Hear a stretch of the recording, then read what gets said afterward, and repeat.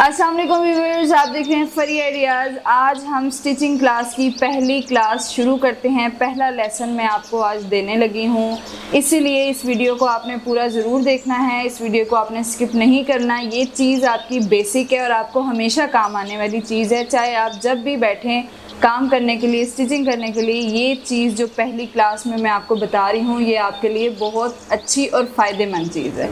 पहली क्लास में जो हमने थोड़े बहुत पॉइंट्स आपके साथ शेयर करने हैं वो हैं मशीन की सेटिंग, मशीन का इस्तेमाल, कैंची का इस्तेमाल, और सबसे बढ़कर सबसे जो बेसिक चीज़ है वो ये है कि जो आजकल वैसे भी हर कोई मोटर वाली मशीन यूज़ कर रहा है, तो मोटर वाली मशीन में जो स्टार्टर है उसका इस्तेमाल।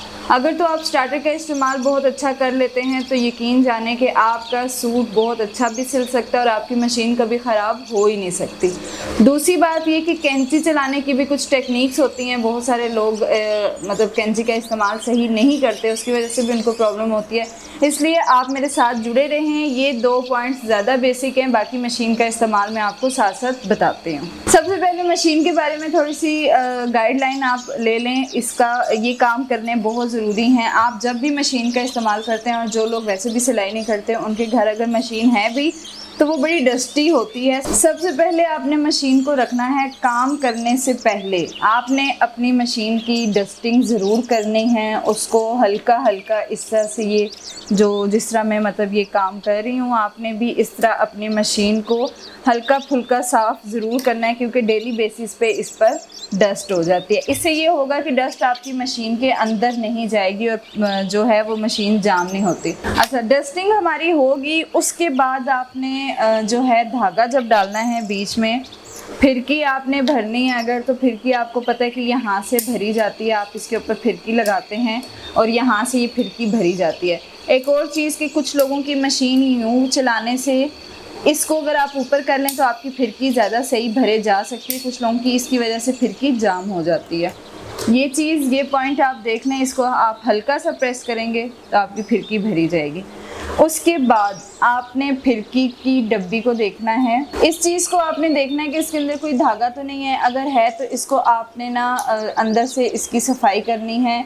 जब भी आप फिरकी इस डब्बी में डालें तो इसको यहाँ पे फूंक मार के थोड़ा सा इसको साफ़ कर लिया करें। उससे ये होगा कि आपकी ये डब्बी मतलब कोई धागा अगर फंसा है तो वो आसानी से निकल आएगा। उसके बाद आपने डब्बी को देखना है कि आपकी डब्बी टाइट तो नहीं है। अगर तो आपको अपना धागा टाइट लग रहा है तो आपने अपनी फिरकी यहीं से निकालनी है बाहर, और इस जो पेच को हल्का सा लूज कर देना है। इसको आपने फिरकी की मदद से ही हल्का सा लूज करना है। ये हो जाता है इसी से ही। ये देखें जी, ये धागा हमने थोड़ा सा इसका लूज कर लिया है, ये इसकी मदद से हो जाता है फिरकी से ही। उसके बाद आप इसको भी चेक कर लें कोई धागा ना फंसा हो। अच्छा जी, फिरकी जब हम अंदर डालेंगे तो उससे पहले आपने एक ख़ास ख्याल रखना है कि ये जैसे आपको अंदर काफ़ी डस्ट नज़र आ रही है, आपने एक कपड़े को लेना है, अंदर से भी इसको अच्छी तरह साफ़ करना है, वरना ये आप देख सकते हैं कि ये इसके साथ ना जब नीचे से डस्ट उड़ती है तो ये सारी इसके साथ चिपक जाती है, तो ये फिर मशीन के लिए नुकसानदेह होती है। आपने इसको अंदर से अच्छी तरह साफ़ करना है। अच्छा जी, अंदर से हमने साफ़ कर लिया, फिर भी आप एक ब्रश की मदद से इन जगहों को और इन जगहों को थोड़ा सा ना हल्का हल्का साफ़ कर लीजिए। और ये अब फिरकी आपने बीच में डालनी है। जब तक आपकी फिरकी एग्जैक्ट डल ना जाए आपने छोड़ना नहीं है। इसको यूँ मिड में रख के ऐसे प्रेस करते हैं और एक आवाज़ आती है, तब पता चलता है कि फिरकी डल चुकी है। फिरकी तो हमारी डल चुकी सेट होकर। फिरकी डालने के बाद आपने डालनी है नलकी। नलकी को आप चेक कर लें कि आपका धागा सही पड़ रहा है कि नहीं। यहाँ से आपने एक बार राउंड करना है और इसको भी साथ आपने देख लेना है। कोई धागा वगैरह अगर हो तो इसको यहाँ से खोलें और फूंक की मदद से ही इसमें आप धागे रिमूव कर सकते हैं, या कोई ब्रश रख लें। इस तरह आपने फिर ये धागा इसमें डालना है।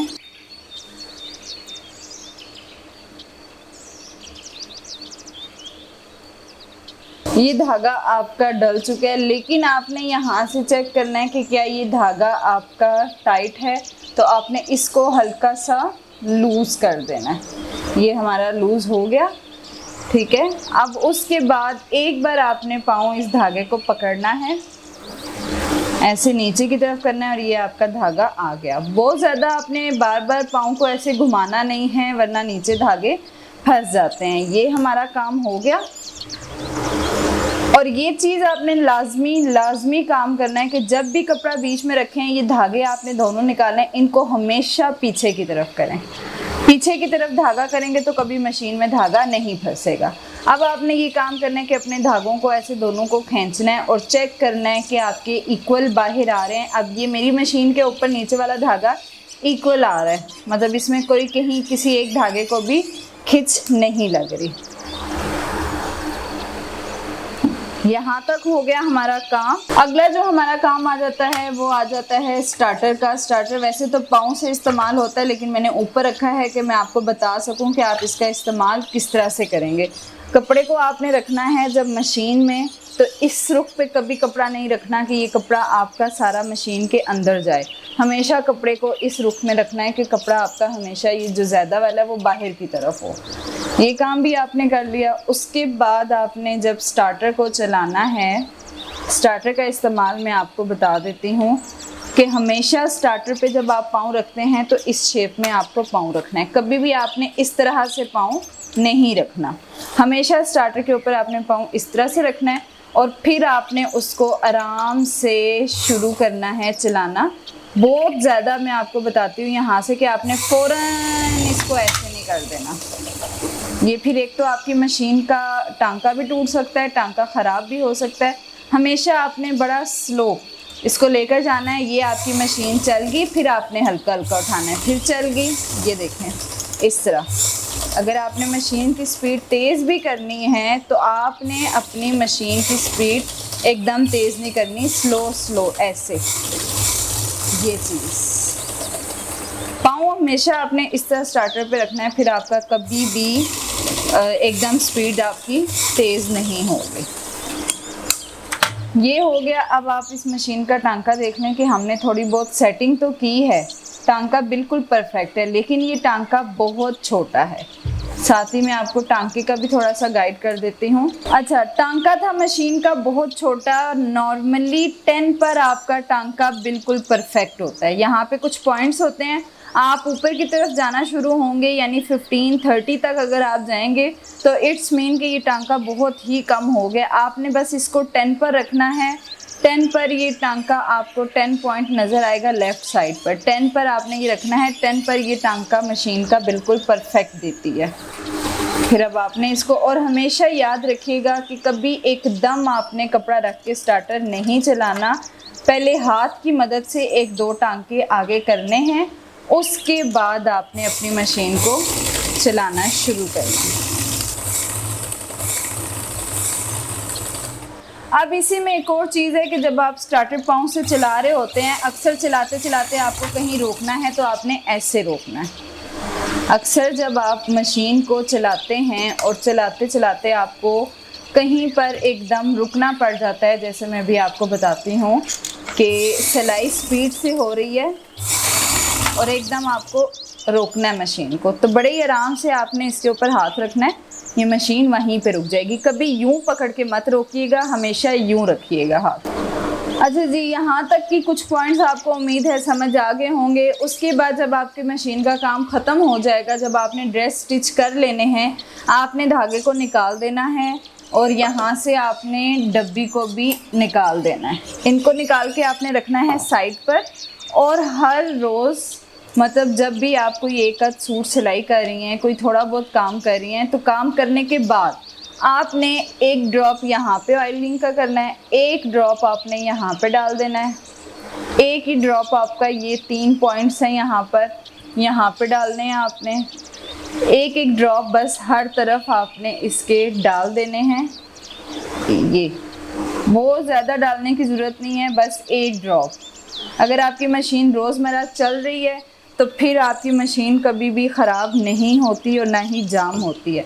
1-1 ड्रॉप डालने के बाद एक फालतू कपड़ा लें, इस तरह से उसको फोल्ड करें और यहाँ पे सुई अंदर करके आप अपनी मशीन को कवर करके रख दें। अच्छे से इसको समेट के फिर आपने रखना है। अच्छा जी, उसके बाद जो हमारा काम था वो था कैंची का। वो बेस्ट प्रैक्टिस आपको अगर करनी है तो आपने एक कोई भी रफ पेपर लेना है और उस पर कैंची का इस्तेमाल ऐसे ऐसे करें कि आपको एक ही जगह बैठकर सारी कटिंग करनी आ सके। पहली बात ये। दूसरी बात ये कि कभी भी कैंची को इतना खुला खोलकर इस्तेमाल नहीं करना, इससे आपका सूट बहुत बुरी तरह ख़राब हो सकता है। हमेशा कैंची को आपने एक नॉर्मल हद तक खोलना है। एक नॉर्मल हद पे जब आप खोलेंगे, जैसे कि अब मैं यहाँ पे थोड़ा सा आपको बताती हूँ, एक नॉर्मल हद पे जब आप खोलेंगे तो वो जस्ट आप जितना कपड़ा कट करना चाहते हैं ना, बस वो ही होगा। अगर आप कैंची को बहुत बड़ा खोलते हैं और आपकी कैंची बहुत तेज़ है तो एकदम कट करते करते आपका कट बहुत लंबा हो जाएगा। पहली बात तो ये जो नोट डाउन करना बहुत ज़रूरी है, कैंची को हमेशा एक नॉर्मल हद तक खोलें। उसके बाद जो ये निशान आपको नज़र आ रहे हैं, ये मैं आपको सिर्फ एक एज अ हिंट के लिए बता रही हूँ कि आपने कैंची को किस तरह इस्तेमाल करना है और इसकी प्रैक्टिस क्या हो सकती है। हमेशा शर्ट को आपने यूँ करके काटना होता है। कभी भी आप शर्ट को ऐसे हिला हिला के नहीं काट सकते, आपकी शर्ट ख़राब हो सकती है। हमेशा कपड़ा एक ही जगह रहेगा। आपको सिर्फ अपने हाथ से कैंची का इस्तेमाल अच्छे से अच्छा करना आना चाहिए, और वो प्रैक्टिस आपकी तभी मुमकिन है जब आपने उसको पेपर पर किया होगा। अभी जैसे कि मैं एक ही जगह खड़ी हूँ, मैं कपड़े को भी नहीं हिला रही हूँ। अच्छा, ये साथ साथ आप देख लें कि मेरी हाथ की मूवमेंट में जैसे जैसे जिस कट पर मैं जा रही हूँ कटिंग होती जा रही है। मेरे हाथ को आप देखें और कैंची पकड़ने का तरीका चेक करें। इसी तरह अगर आप रखेंगे तो आपके लिए भी बहुत आसानी होगी। इसी तरह आप कटिंग करते जाएं और आपके लिए प्रैक्टिस हो जाएगी। ये सारा काम एक ही जगह खड़े होके हो गया। लेकिन जो अक्सर लोग ऐसा करते हैं, वो शर्ट को काटने लगेंगे तो अच्छा जी अब ये कटिंग है तो शर्ट को यूँ कर लो, अच्छा गोल कटिंग है तो शर्ट को ऐसे घुमा लो। ऐसे आपने कभी भी नहीं करना, हमेशा एक ही जगह रख के कटिंग की जाती है। दर्जियों को भी अगर आप जाके देखेंगे वो कभी भी अपने कपड़े को नहीं हिलाएंगे। कैंची का इस्तेमाल अगर आपने इस तरह घुमा घुमा के करना है तो एक पेपर ले लें और पेपर पर आप उसकी प्रैक्टिस करें। बस अपनी मर्ज़ी से उसको गोल गोल घुमाते जाएं वो आपकी इतनी पक्की प्रैक्टिस हो जाएगी ना कि आप कपड़ा, कोई भी कपड़ा हो आपका, कभी भी मसला नहीं करेगा। ओके जी, खुदा हाफिज़। इंशाल्लाह नेक्स्ट वीडियो में मुलाकात होगी एक नई इंफॉर्मेशनल वीडियो के साथ।